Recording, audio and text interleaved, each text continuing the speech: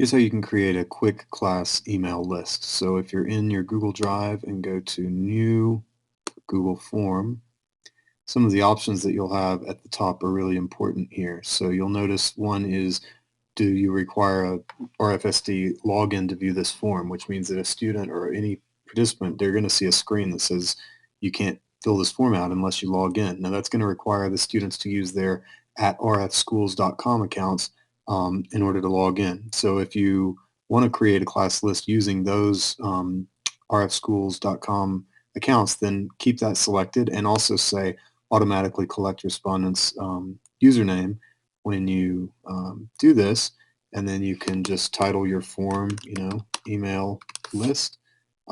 You might want to ask them a question because otherwise they don't have any reason to fill it out. So it could be a question related to something in your class or whatever.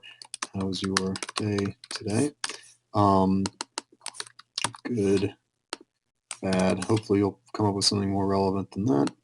Done. And what you'll get when you go to the live form, what a student will see is your username will be recorded when you submit this form. And then if they say, okay, the day was good, that's all they have to do. What you get then is when you look at view responses for that form, you're going to get a list of all their email addresses. And then what you can do is just take this and you'll have a big list here of email addresses. We just have one because I'm the only respondent, but you can just take that, copy it, and paste that into a new group in your Gmail. Under your contacts, go to new group, and you'll be able to create a group and have that class list created, and you didn't have to type in any of those email addresses.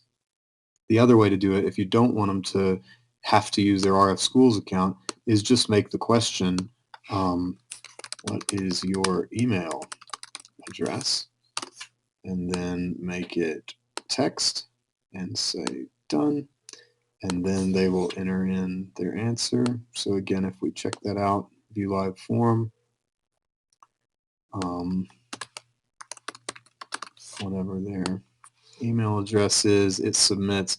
And then again, if I go here and I say view responses, I'm going to have a list of email addresses under this category if I did it that way. So your basic two options are, number one, if you want their RF Schools accounts in one list, click the require Roaring Fork School District login and automatically collect their username, and that'll force them to log in using that. If you don't want to do it that way, then just deselect those and then make it a question, which is what is your email address. They put it in, you get it in the responses, you copy and paste from the responses to your email distribution list, and you're done.